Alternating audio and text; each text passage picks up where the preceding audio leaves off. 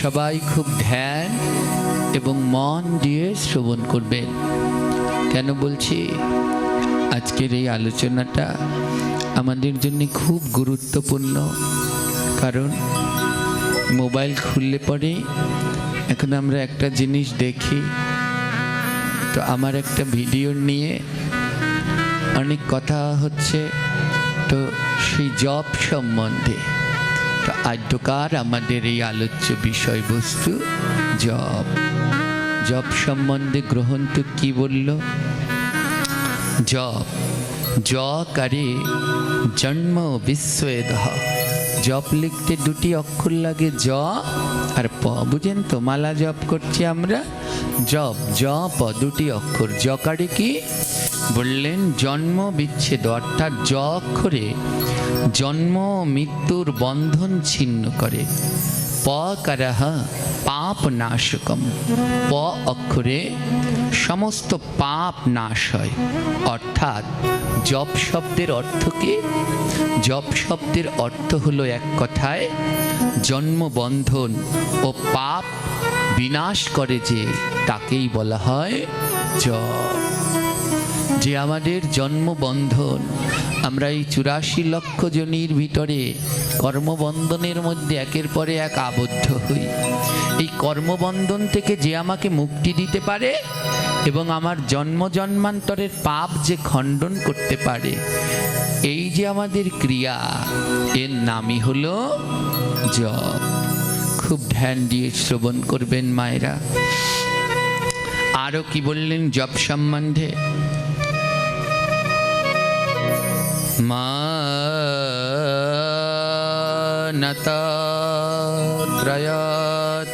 মানতত্রয়তেয়েতি মন্ত্রঃ মন্ত্রশাপুন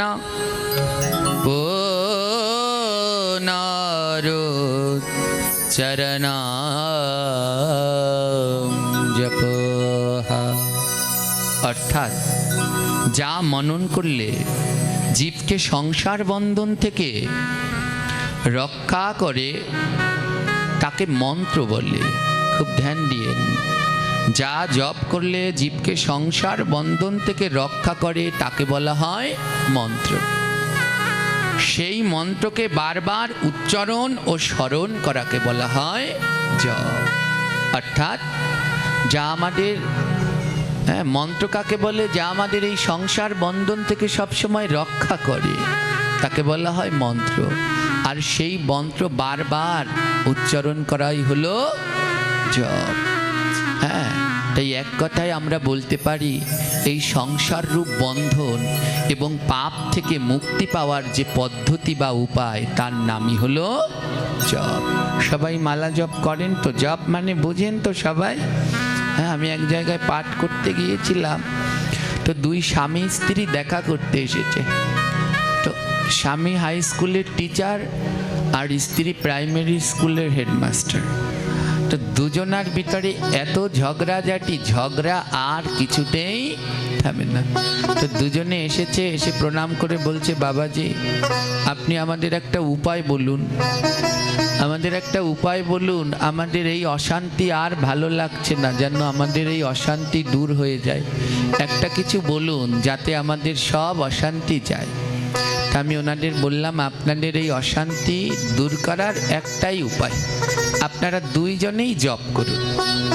আপনারা আজ থেকেই দুজনেই জপ শুরু করুন, দেখবেন আপনাদের সব অশান্তি চলে যাবে। তো সঙ্গে সঙ্গে স্বামী স্ত্রী দুজনেই উঠে বলছে, আমরা তো জপ করছি। আমি বলছি, আপনারা জপ করছেন? আমার যারা মালা জপ করে একটু লক্ষণ তো দেখলে বোঝা যায় যে জপ করে। যারা শুদ্ধ ভক্ত প্রতিদিন তিলক করে, তাদের তিলক দেখলেই বোঝা যায় এরা প্রতিদিন তিলক করে। হ্যাঁ, কিন্তু ওনাদের মধ্যে কোনো লক্ষণ নেই। আমি বলছি, আপনারা জপ করছেন? বলে, হ্যাঁ জপ করছি তো।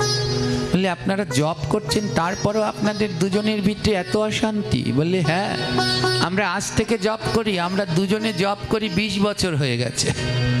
আমরা সেই সকাল 6টার সময় যাই আর 4টার সময় আসি, দুজনেই জপ করি। কিন্তু তাও আমাদের অশান্তি।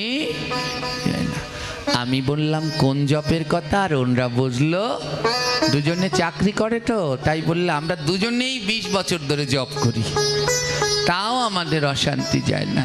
তা আপনারা জপ মানে বোঝেন তো, অর্থাৎ মালায় মন্ত্র স্মরণ, গুরুর নির্দিষ্ট মন্ত্র জপ করা, হরে কৃষ্ণ মহামন্ত্র আদি বিভিন্ন মন্ত্র রয়েছে। যে মন্ত্র জপ করলে সংসার বন্ধন থেকে জীব মুক্তি লাভ করে এবং পাপের খণ্ডন হয়, তাকেই বলা হয় জপ। এবার আসুন, এই জপ কত প্রকার এই কথা উল্লেখ রয়েছে বিষ্ণু সংহিতার ভিতরে, মনু সংহিতার ভিতরে, নির্ণয়তন্ত্রের ভিতরে উল্লেখ রয়েছে। প্রধানত জপ হলো 3 প্রকার। কয় প্রকার? আর নির্ণয়তন্ত্রের ভিতরে উল্লেখ রয়েছে জপ হলো 11 প্রকার। তো আজ আমরা সেই 11 প্রকার সবগুলোই বলছি। আর প্রধান হলো 3 প্রকার। 3 প্রকারের প্রথম জপের নাম হলো বাচিক জপ। বাচিক জপ কাকে বলে? গ্রন্থের ভিতরে উল্লেখ করেছে, যদুচ্চ নিঃশ্বাসরিতঃ অষ্ট শব্দ পদক্ষরেহ মন্ত্রমুচ্চারয়দ ব্যক্তম জপ যজ্ঞঃ সবাচিকঃ। যেই জপ করার সময় মন্ত্র শুদ্ধ এবং স্পষ্টভাবে উচ্চারণ হয়, একই আসনে বসে, একই আসনে বসে কোনো নড়াচড়া না করে এক আসনে বসে একেবারে শুদ্ধভাবে উচ্চারণ করবে। এমনভাবে উচ্চারণ করবে যেন তোমার মুখ থেকে শব্দ বেরিয়ে কানের ভিতরে প্রবেশ করে এবং আশেপাশে যারা আছে তারাও যেন শ্রবণ করতে পারে। এই জপকে বলা হয়েছে বাচিক জপ। হ্যাঁ, জপের ভিতরে এটা হলো সর্বশ্রেষ্ঠ। একই আসনে বসে শুদ্ধ বসন পরিধান করে শুদ্ধভাবে উচ্চারণ করতে হবে। হ্যাঁ, হরে কৃষ্ণা হরে কৃষ্ণা কৃষ্ণা কৃষ্ণা হরে হরে, হরে রাম রাম রাম হরে হরে। একেবারে শুদ্ধ উচ্চারণ যেন আশেপাশেও শুনতে পায় এবং তোমার বদন থেকে বের হয়ে যেন কর্ণ দিয়ে ভিতরে প্রবেশ করে। এক আসনে বসে এই জপ করতে হবে, কোনো নড়াচড়া ওটা চলবে না। এই যে নিষ্ঠার সাহিত জপ, একে বলা হয় বাচিক জপ। দ্বিতীয় জপকে বলা হয় উপাংশু জপ। উপাংশু জপ কাকে বলে? গ্রন্থ বললেন, স্বনরয়ুচ্চারয়াদ মন্ত্রমেষদষ্ট প্রচালয়তঃ কিঞ্চিরশ্রবণযোগ্য ষড্গপংসো স্বাজপো স্মৃতঃ। অর্থাৎ যে জপ করার সময় ঠোঁট নড়বে কিন্তু শব্দ অন্যের কানে যাবে না, এই ধরনের জপকে বলা হয় উপাংশু জপ। তোমার ঠোঁট নড়ছে, শব্দ হচ্ছে হরে কৃষ্ণ কৃষ্ণ কৃষ্ণ, এই যে জপ, ঠোঁট নড়ছে, শব্দ হচ্ছে কিন্তু অন্যের কানে যাচ্ছে না, একে বলা হয় উপাংশু জপ। আর তৃতীয় জপ হলো মানসিক জপ।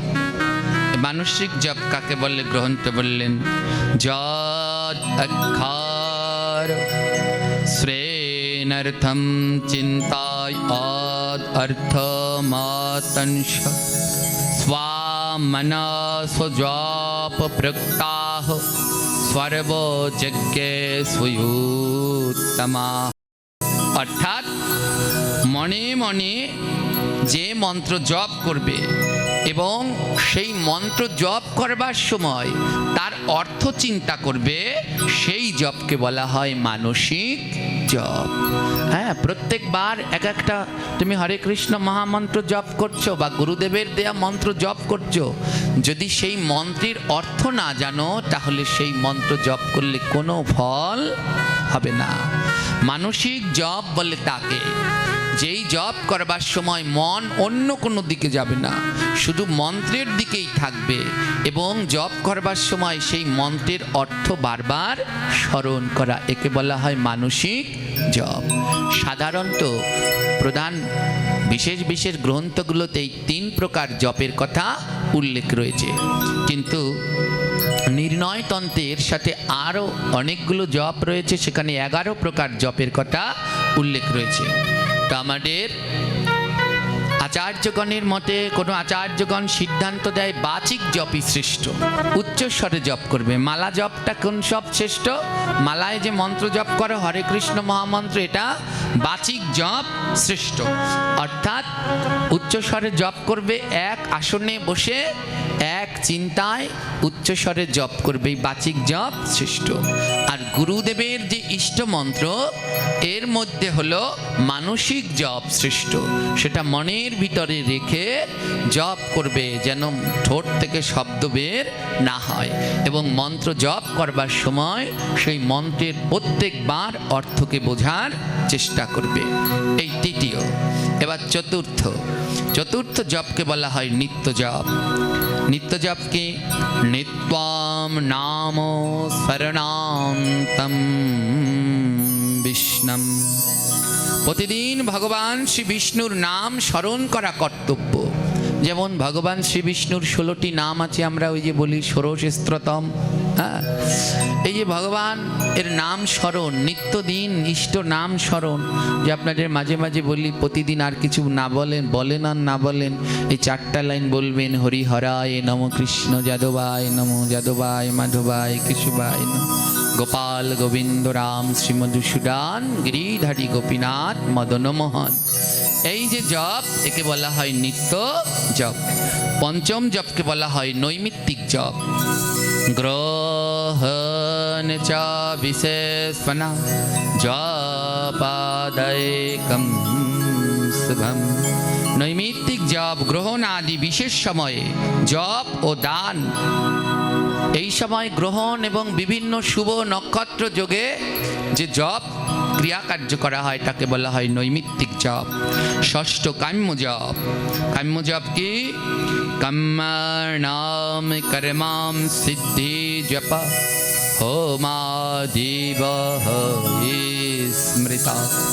বিশেষ কামনা পূরণের জন্য যেই জপ বা যেই মন্ত্র পাঠ করা হয় তাকে বলে কাম্য জপ। যেমন আমাদের শাস্ত্রের মধ্যে সব উল্লেখ আছে, কারো বিবাহ না হলে একটা মন্ত্র আছে, সেই মন্ত্র জপ করলে তার সেই বিবাহ তাড়াতাড়ি হয়ে যায়। কারো ব্যবসা বাণিজ্য খারাপ হলে মন্ত্র আছে, সেই মন্ত্র পাঠ করলে আবার ব্যবসা বাণিজ্য ভালো হয়। এমনি অনেক এই কাম্য জপ, এগুলো কামনা বাসনা পূরণের জন্য। 7 নাম্বার যে জপ, সপ্তম, তাকে বলা হয়েছে প্রাচিত্য জপ। প্রাচিত্য জপ কি? জপ নৈবাতু স্বাম সিদ্ধত ব্রাহ্মণনাত্র সংশয়। জপের মাধ্যমে পাপ ক্ষয় এবং আত্মশুদ্ধি, নিজের আত্মাকে শুদ্ধি এবং পাপ ক্ষয়ের জন্য যে জপ করা হয় তাকে বলা হয় প্রাচিত্য জপ। অষ্টম জপকে বলা হয় অচল জপ। স্থির আসন সমাযুক্ত জপেন মন্ত্র তবেন্দ্রিয়। স্থির আসনে বসে একাগ্র চিত্তে যে জপ করা হয় তাকে বলা হয় অচল জপ। এক আসনেই বসে জপ করবে, যতক্ষণ পর্যন্ত তোমার 16 মালা যার ইষ্ট নাম 16 মালা জপ হয়নি, এক আসনে বসে অচল জপ করে যাবে। আর নবম জপকে বলা হয় চলো জপ, অর্থাৎ গচ্ছান তিষ্ঠান স্বাপন ভুঞ্জান নাম সংকীর্তনাদ হরি। চলো জপ কি? চলতে, দাঁড়াতে, শুতে, খেতে সব সময় যে জপ করা হয় তাকে বলা হয় চলো জপ। একজনে প্রশ্ন করেছিলেন, বাবা এই যে জপ করে হাঁটে আর জপ করে, এটা কি করার নিয়ম আছে? আছে। এই জপকেই বলা হয় চলো জপ। 11 প্রকার জপের মধ্যে এটিও একটি রয়েছে। হাঁটতে চলতেও তুমি জপ করতে পারবে, কিন্তু সব থেকে শ্রেষ্ঠ নয়। শ্রেষ্ঠ কোন জপ? একটু আগে বললাম বাচিক জপ। হ্যাঁ, তাই চলো জপও আছে, কেউ যদি হেঁটে হেঁটে জপ করে করুক। কোনো সময় আমাদের সব সময় খেয়াল রাখতে হবে, নাম যদি কেউ হেঁটে হেঁটে জপ করছে রাস্তা দিয়ে, অনেকে খারাপ দৃষ্টিতে দেখে, কিন্তু কেন দেখে আমি জানি না। যদি রাস্তা দিয়ে যায় আর উচ্চস্বরে নাম জপ করতে করতে যায়, আর যাদের কানে নামগুলো গেল তাদেরও উপকার হলো। ওরা কোনো সময় নাম করে না, ওই কানে নাম গেছে, ওদেরও একটা সদ্গতি হবে। হাঁটতে হাঁটতে যাচ্ছে, কত কীট পতঙ্গ গাছপালা, ওরাও নাম শুনে উদ্ধার হচ্ছে। তাই এই চলো জপ অর্থাৎ কি বললো, গচ্ছানো তিষ্ঠানো স্বাপানা ভঞ্জানো, অর্থাৎ চলতে দাঁড়াতে শুতে, অনেকে শুয়ে শুয়ে জপ করছে, খারাপ দৃষ্টিতে দেখছে। আরে না করার থেকে তো অনেক ভালো, তবু শুয়ে শুয়েও করুক, করতে দাও। হ্যাঁ, নাই মামার থেকে তো কানা মামা অনেক ভালো, মোটেই করে না তার থেকে তো ভালো। দশম জপ বলা হয় লিখিত জপ। হরের নাম লিখিত ভক্তা। অনেক সাধুরা আছে যারা মৌন ব্রত করে, কোনো কথা বলে না, তারা একের পর এক লিখে লিখে মন্ত্র এমনি জপ করে যায়, এটা লিখিত জপ। আর 11 নম্বরে আছে অখণ্ড জপ। কীর্তনিয়া সদা হরি। মহাপ্রভু যে জপের কথা বলেছে, তৃণদপি শুনিচনা তরুরেব সহিষ্ণুনা অমানিনা মনোদেনা কীর্তনিয়া সদা হরি। সদা হরি নাম করতে থাকো, সদা, কোনো থামাথামি নেই। এই জপকে বলা হয় অখণ্ড জপ। এই হলো আমাদের শাস্ত্রের বর্ণনা অনুসারে 11 প্রকার জপ। তো যার যেমন ইচ্ছে সে তেমনি ভাবে জপ করতে পারে। তাই ওই যে আমরা সারাদিন এর পিছনে লেগে থাকি, ওর পিছনে লেগে থাকি, এগুলো বড় খুব খারাপ। হ্যাঁ, আমাদের প্রভুপাদ ছিল অষ্টোত্তর শত 3 কোটি গোস্বামী প্রভুপাদ বললেন, তোমার সব থেকে বড় দোষ কি জানো? অন্যের দোষ দেখাই তোমার সব থেকে বড় দোষ। হ্যাঁ, মানুষ একটু সামনে আগাতে দেয় না, কিছু জন মানুষ আগাতে যায়, কিন্তু কিছু মানুষের জন্য পারে, হ্যাঁ, নিয়ম ধরিয়ে দেয়, এই এমনি হাঁটো আর জপ করো, এগুলো কোথায় পেয়েছো? এই জায়গায় বসে বসে জপ করলে হবে না, জপ করলে এই খেতে পারবে না, ওই খেতে পারবে না। ভয়ের টেলাও যে একটু আগাবে আর জপ করতে চায় না, বলে জপ করলে অনেক নিয়ম কানুন পালন করা লাগবে, দরকার নেই। হ্যাঁ, তাই সব পিছিয়ে যায়। আসতে দাও, ওনাদের আসতে দাও, ধীরে ধীরে ঠিক হবে। বুঝতে বুঝতে ওই চলো জপ থেকে শুরু করে একদিন বাচিক জপে গিয়ে সে অবশ্যই পৌঁছাবে। একসাথে তো হয় না, কেউ একসাথে সাধু হতে পারে? কোনো দিনই না। যদি কেউ একেবারে জন্ম থেকে সাধু, তাহলে জেনে রাখবেন সে মহাপ্রভুর কোনো পার্শ্বদ। আর এ জগতে যারাই সাধু হয়েছেন, বড় বড় ধাক্কা না খেয়ে কেউ সাধু হয়নি।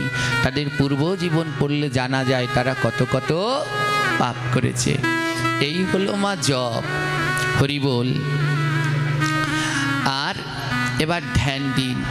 আমরা কিছুদিন ধরে মোবাইলে একটা ভিডিও দেখি, আমার একটা পাঠের খানিক অংশ, সম্পূর্ণ নয়, কাটা একটু অংশ।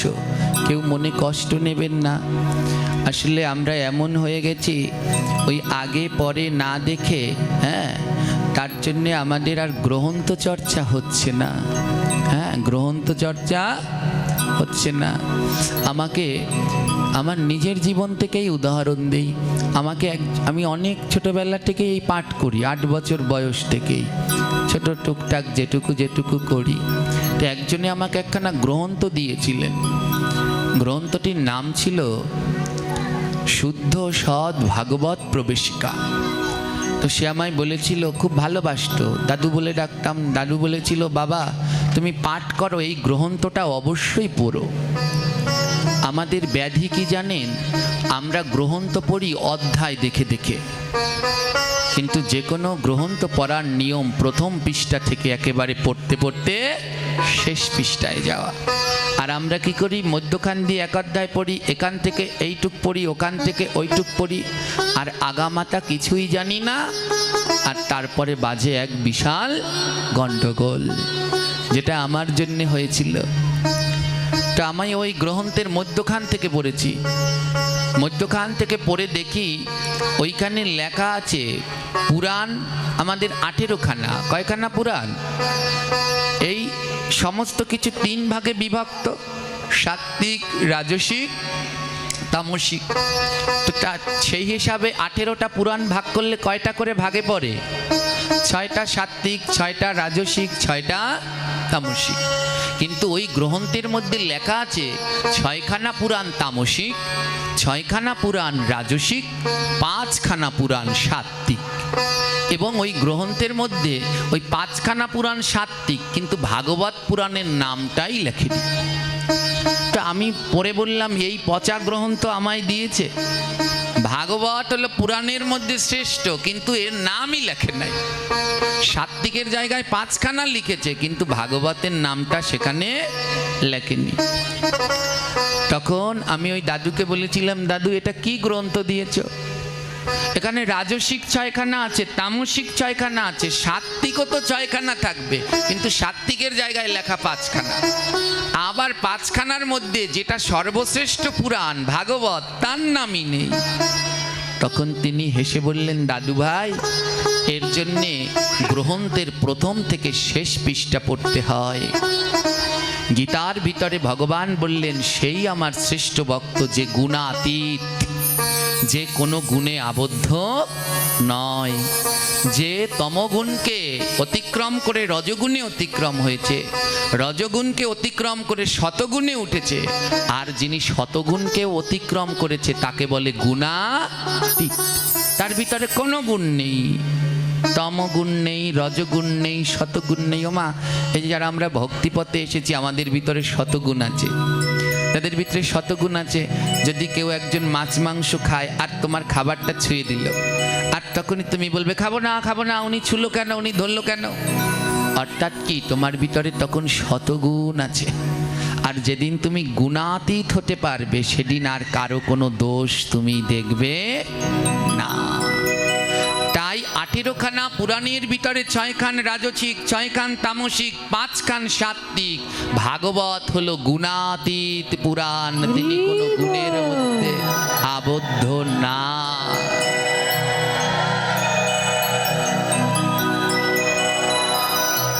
সেদিন আমি ওই কথার অর্থ বুঝতে পারলাম না। কেন? কারণ প্রথম থেকে আমি গ্রন্থ পাঠ করি, ওই মধ্যখান থেকে সূচিপত্র দেখে পাঠ করেছিলাম, যার জন্যে আমার এত বড় ভুল হয়েছিল। তাই যে কোনো কথা তার প্রথম এবং শেষ অবশ্যই শুনতে হয়। এখন সবাই জানেন, মোবাইলে আমার একটা পাঠের খণ্ড অংশ নিয়ে আরেকজন পাঠক তিনি তার বিস্তারিত বর্ণনা দিচ্ছেন, এবং তিনি বলছেন এগুলো সব মন গড়া কথা, এগুলো কোনো শাস্ত্রের ভিতরে নেই। আমার তার উপরে কোনো রাগও নেই, ক্ষোভও নেই।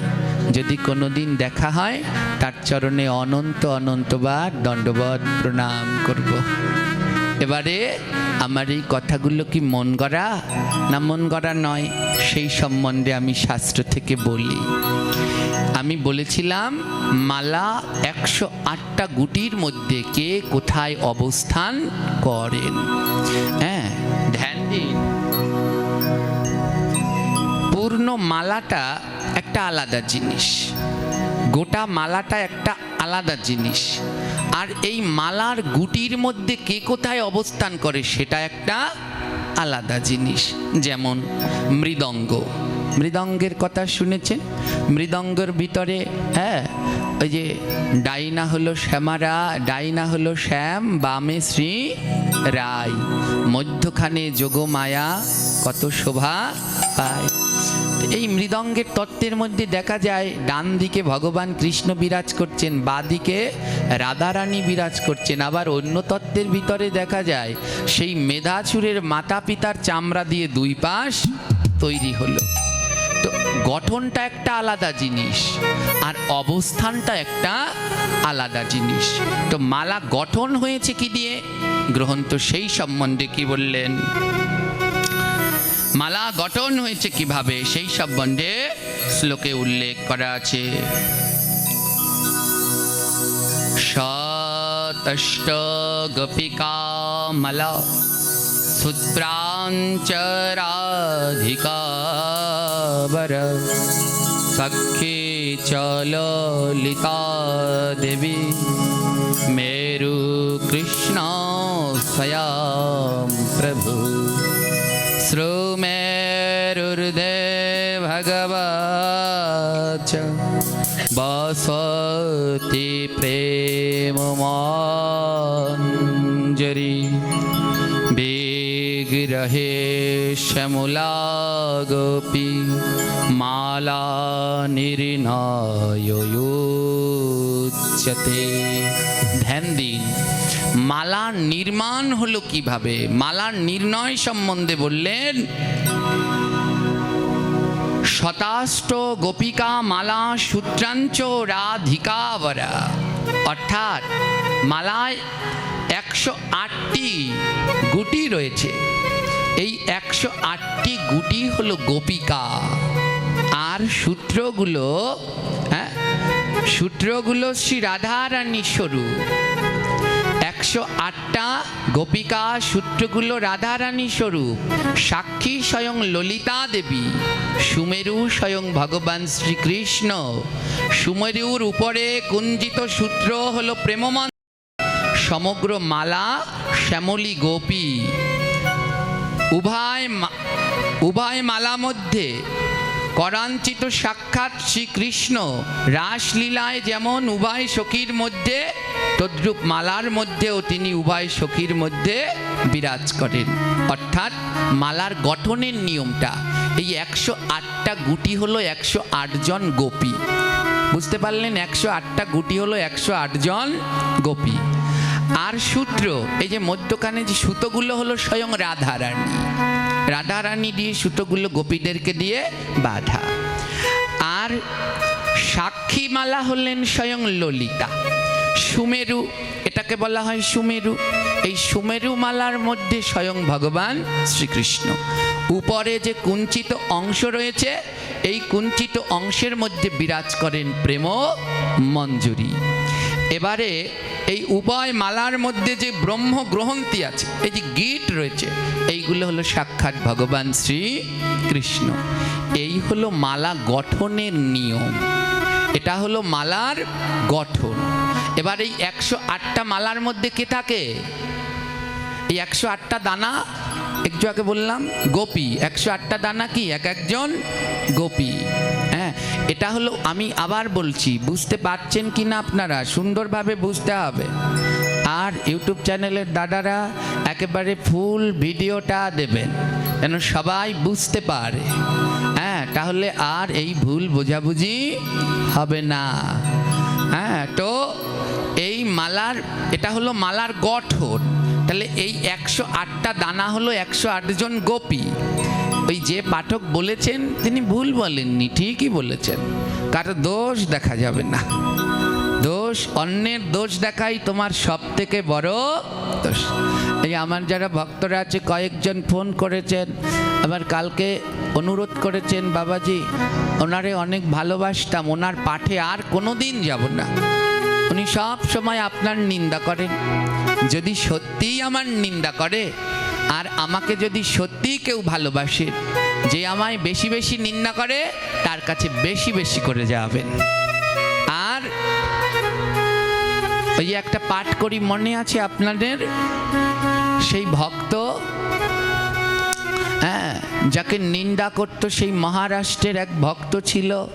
হ্যাঁ, ওকে খুব নিন্দা করত, সেই লক্ষ হীরা ওর নামে দুর্নাম দিয়ে দিল, কিন্তু তাকেই সব থেকে সে বেশি ভালোবেসেছিল। হ্যাঁ, তো নিন্দা করলে কোনো দিন কিছু হয় না। ওতে আরো উত্তম, যত বেশি কেউ কারোর নিন্দা করবে তাহলে সে আরো খুব ভালো, তার আরো পাপের খণ্ডন হয়। আর আমায় যদি কেউ কিছু বলে তাহলে মোটেই কষ্ট পাবে না। যে নিন্দা করছে তার চরণে গিয়ে 10 বার প্রণাম করবেন, 5 বার আপনার আর 5 বার আমার নাম নিয়ে। তাহলে হলো প্রকৃত ভাগবত ভক্ত হতে পেরেছেন। হ্যাঁ, প্রকৃত ভাগবত ভক্ত হতে পেরেছেন। তো যিনি বলেছেন তিনি মিথ্যা বলেননি, এটা হলো মালার গঠন স্বরূপ। তো 108টা দানার ভিতরে 108 জন গোপী বাস করেন। এবারে আমি যেটা বলেছিলাম সেই 108 জন গোপীকে আমি সেটাই বলেছিলাম, আর সে ওটাকে অন্যভাবে বলেছেন। তো এই 108টা ডানার ভিতরে 108 জন গোপী বাস করেন। তো এই 108 জন গোপীকে কোন দানার ভিতরে বিরাজ করেন সেটাও গ্রন্থের ভিতরে খুব সুন্দরভাবে উল্লেখ রয়েছে। দেখুন, বিশুদ্ধ জপ পদ্ধতি বলে একটি গ্রন্থ আছে, ছিল 108 গৌরকিশোর দাস বাবাজি মহারাজের রচিত। একবার হলেও পড়বেন। সেই গ্রন্থের মধ্যে খুব সুন্দরভাবে উল্লেখ রয়েছে, সুমেরো যুগলশ্চৈবঃ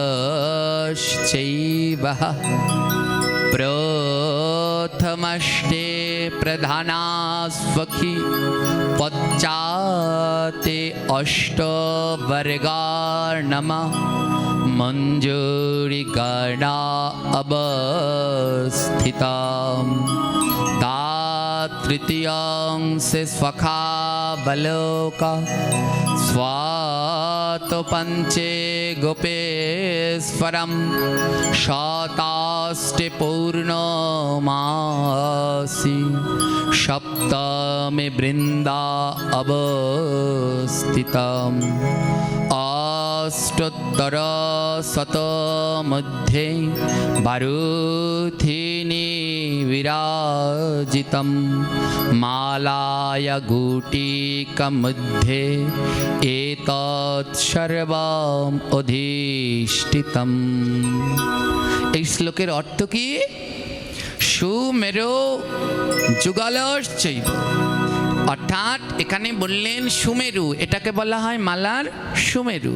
এই সুমেরুর মধ্যে যুগল অর্থাৎ রাধা কৃষ্ণ বিরাজ করছেন। আমি ওই পাঠের ভিতরে এটাই বলেছিলাম, এই সুমেরু গুটির মধ্যে বিরাজ করছেন রাধা কৃষ্ণ। প্রথম আষ্টে প্রধানা সখী, তারপরের 8টা গুটিতে রয়েছেন অষ্ট সখী। যিনি এই কথাটা আলোচনা করেছেন উনি তার পাঠের ভিডিওতে একটা আবার গ্রন্থের ছবি তুলেও পাঠিয়েছেন। তার ভিতরেও লেখা আছে প্রথম 8টা গুটিতে বিরাজ করছেন অষ্ট সখী, এবং পরের গুটিগুলোতে বিরাজ করছে গোপীগণ। হ্যাঁ, তো এবার কি বললেন? পশ্চাতে অষ্টবর্গানাম মঞ্জুরি গণা অবস্থিতম, অর্থাৎ এই যে 8টা গুটির পরে আবার যে 64টা গুটি রয়েছে, 8টা গুটির পরে যে 64 গুটি রয়েছে, এই 64 গুটির মধ্যে 64 জন সখী বা মঞ্জুরি অবস্থান করছেন।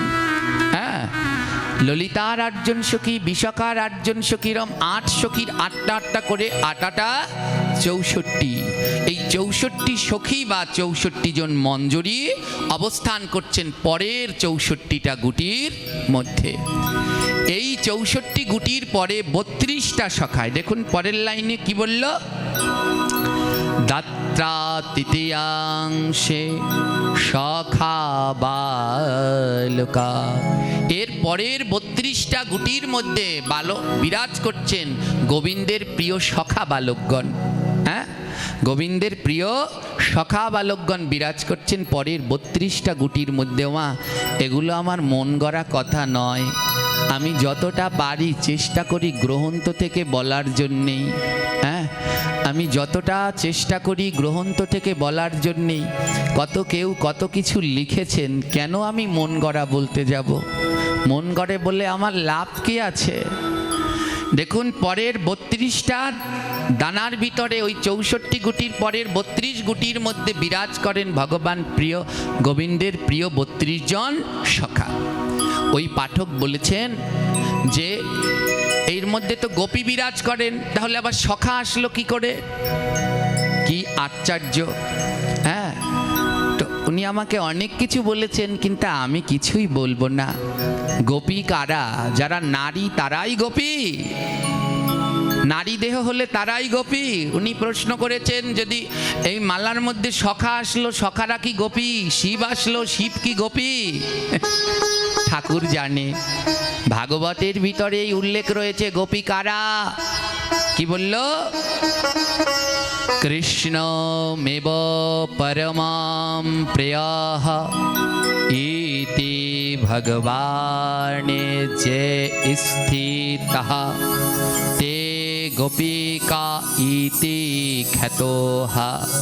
অর্থাৎ যারা শ্রীকৃষ্ণকেই একমাত্র পরম প্রিয় বলে গ্রহণ করে তাদেরকেই গোপী বলা হয়।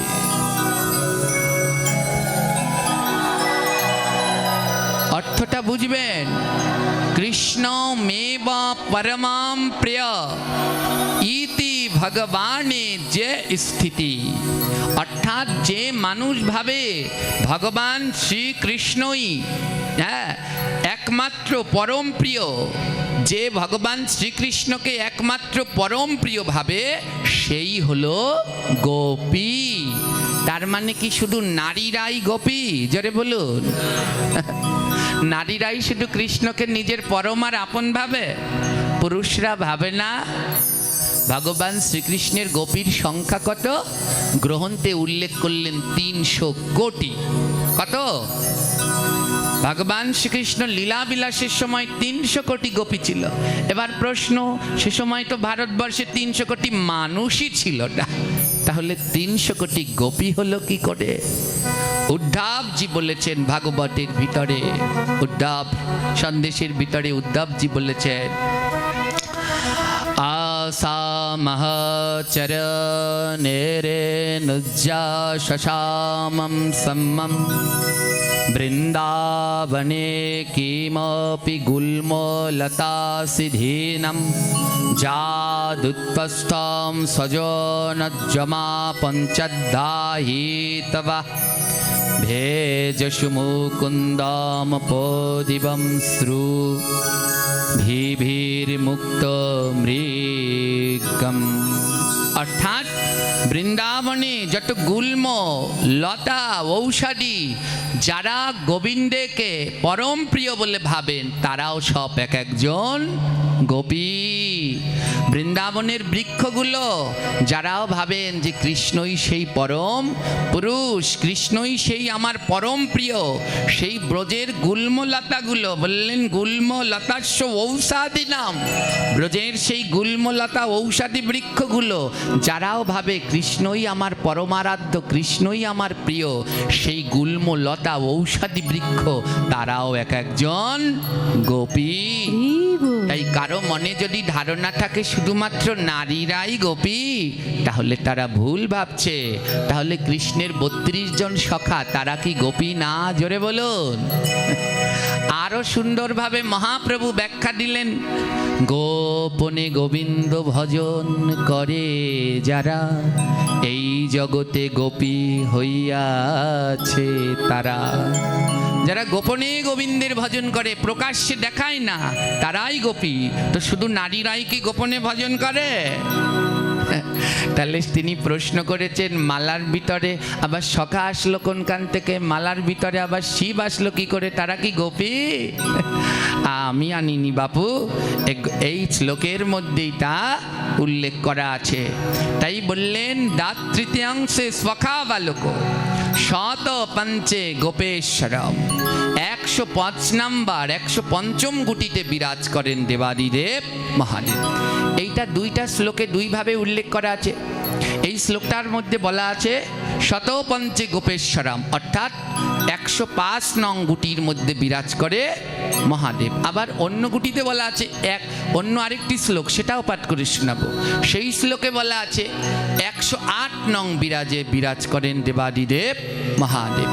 আর তারপরে কি শতষ্টে পূর্ণমাসি, শত ষষ্ঠে পূর্ণমাসি, 106 নং গুটিতে বিরাজ করেন পূর্ণমাসী যোগমায়া দেবী।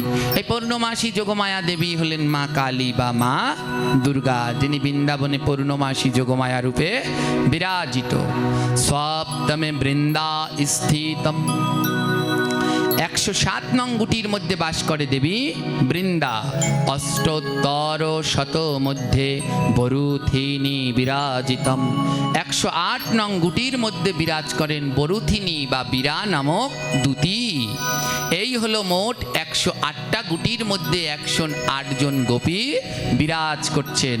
মালয়া গুটিকা মধ্যে এ তৎসর্বম অধিষ্ঠিতম, মালার এই 108 গুটির মধ্যে এই 108 জন অধিষ্ঠান করছে।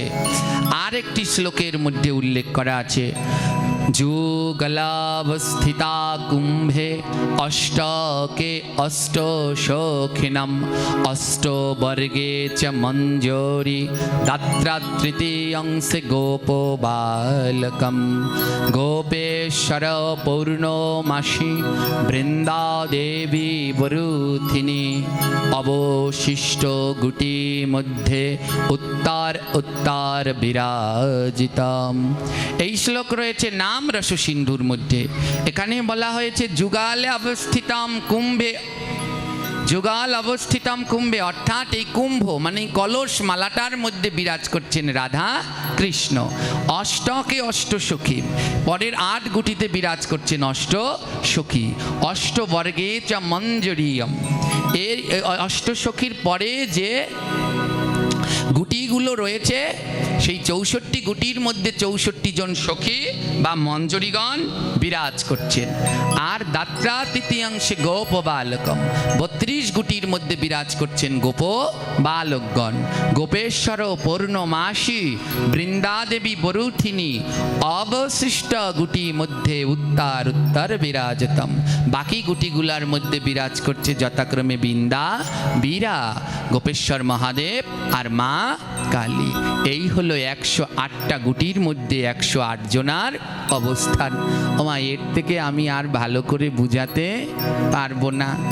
আর গোপী মানে শুধুমাত্র বৃন্দাবনের নারীগণ নয়, যারা কৃষ্ণকে পরম প্রিয় আপন করে ভজন করে তারাই সব এক একজন গোপী। হ্যাঁ, তাই ওই যে আমার গুরুদেব একটা কথা বলেন, যার যার ভালো লাগে ভজ গিয়া তারে, আমার ভালো লাগে শচীর নন্দন গোরারে, তাই আমি ভজি তারে। তাই যার যেমন ভালো লাগে বলুক। হ্যাঁ, আমি চেষ্টা করি সব সময় গ্রন্থের মধ্য থেকে বলবার জন্যে। আমি এটা জীবনেও কোনো দিন বলতাম না, এই কথাগুলো আজ বলছি, কোনো দিন বলতাম না। কিন্তু আমার এক ভক্ত শিষ্য, তাদের অনেক কষ্ট লেগেছে যে বাবা আপনাকে এমন সব সময় বলে, আপনি যদি কিছু না বলেন তাহলে সবাই ভাববে এটা আপনার বোধহয় কাল্পনিক কিছু বানিয়ে টানিয়ে বলেছেন। তাই আমি শাস্ত্র এবং কোন কোন গ্রন্থে কোন জায়গায় শ্লোক আছে আমি সেই শ্লোক সহকারে বললাম। আর কেউ যদি এমন বলবেন না আর দ্বিতীয়বার যে ওনার পাঠে আর কোনো দিন যাব না, উনি এমন সবার নিন্দা করে, এগুলো বলতে নেই, এগুলো বলতে নেই। তাহলে ওনার মধ্যে আর আপনার মধ্যে কোনো পার্থক্য থাকবে না, অবশ্যই যাবেন। আর ওই পাঠকের সাথে দ্বিতীয়বার যেখানে দেখা হবে, যারা আমার ভক্ত শিষ্য রয়েছেন তাদের কাছে অনুরোধ, আপনারা অবশ্যই ফুলের মালা নিয়ে যাবেন, আমার আদেশ। আর ফুলের মালা নিয়ে তার গলায় অবশ্যই মালা পরিয়ে তাকে দণ্ডবত প্রণাম জানাবেন, তাহলেই বুঝবো যে আপনারা আমায় প্রকৃত ভালোবাসেন। এতে আমার বিন্দু মাত্র কষ্ট নেই, বিন্দু মাত্র কষ্ট নেই। হ্যাঁ, এমনি তো বুঝতে পারলেন মালার গঠনটা একটা জিনিস আর মালার মধ্যে বিরাজ করাটা আরেকটা জিনিস। এইভাবে মালার মধ্যে প্রত্যেক গুটিতে গোপীগণ বিরাজ করেন আর গঠনতন্ত্র অনুসারে গঠনের মধ্যে কৃষ্ণ রাধারানী আদি সখীগণ বিরাজ করেন। জয় নিতাই। এই হলো মালার 108টা গুটির সম্পূর্ণভাবে পরিচয়। জয় নিতাই গৌর প্রেমানন্দ।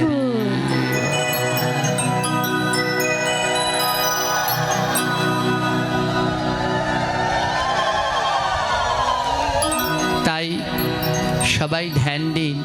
আমাদের প্রধান কাজ হলো জপ করা। এই কলিযুগে নাম ছাড়া উদ্ধারের আর কোনো পথ নেই। তাই আমাদের জপ করতে হবে। জপ আমাদের অবশ্যই করতে হবে। যেমন করে করি জপ আমাদের করা লাগবে। কলিযুগে এই নাম ছাড়া জপ ছাড়া উদ্ধারের আর পথ নেই। তাই ওই যে একটা ভজনের ভিতরে ঠাকুর মহাশয় লিখেছেন, পরের কথায় কিবা আসে যায়, মিছে দাগা তুমি পেও না। কে কি বললো তা দিয়ে ভাবলে চলবে না। আমার ভজনকে সামনের দিকে এগিয়ে নিয়ে যেতে হবে। আর তার জন্যে আমার গুরু প্রদত্ত নিয়ম, গুরুর নিষ্ঠা অনুসারে গ্রন্থের মধ্যে আমায় কি বলল সেইগুলো আমায় দেখতে হবে। তাই গ্রন্থ চর্চা করতে হবে। আমার কে কি বলল সেটা নয়, আপনি গ্রন্থ চর্চা করুন। আর এখন আর সেই আগের যুগ নেই। এখন আর সেই আগের যুগ নেই। মানুষের হাতের মুঠেই মোবাইল রয়েছে। আর যার হাতে একটা মোবাইল আছে, এখন গ্রন্থপত্র তার হাতের মুঠের মধ্যে হয়ে গেছে। সার্চ দিলে পরেই গুগলে ইউটিউবে চলে আসে কে কোন জায়গায় রয়েছে, কে কোনটা ভুল বলছে, কে কোনটা ঠিক বলছে। এখন আর সেই আগের দিন নেই। গল্প শুনিয়েছেন কি শাশুড়ি মার বিড়ালের গল্প। ও গল্প তো আমরাও জানি। তো ওই যুগ আর এখন নেই। এখন সবাই মানুষ পড়তে জানে, শিখতে জানে। তাই আমাদের প্রধান উদ্দেশ্য হওয়া উচিত জপ করা, নাম, জগতের দাঁড়ে দাঁড়ে নাম করা। তাই নাম আগে প্রচার করতে হবে। মানুষকে আসতে দিন। একসাথে হবে না, কঠিনভাবে কাউকে আনা যায় না। ধীরে ধীরে ভালোবেসে আনতে হবে। যদি কাউকে ভক্তিপথে আনতে চান, প্রেম দিয়ে আনতে হবে। নিন্দা বদনাম কঠিনতা দিয়ে কাউকে ভগবানের পথে আনা যায় না। সবাইকে ভালোবেসে বুঝিয়ে আনতে হবে। ছুঁই করলে আসবে না। ছুঁই করলে সবাই আরো দূরে চলে যাবে। তাই প্রেম দিয়ে বুঝিয়ে নিয়ে আসুন।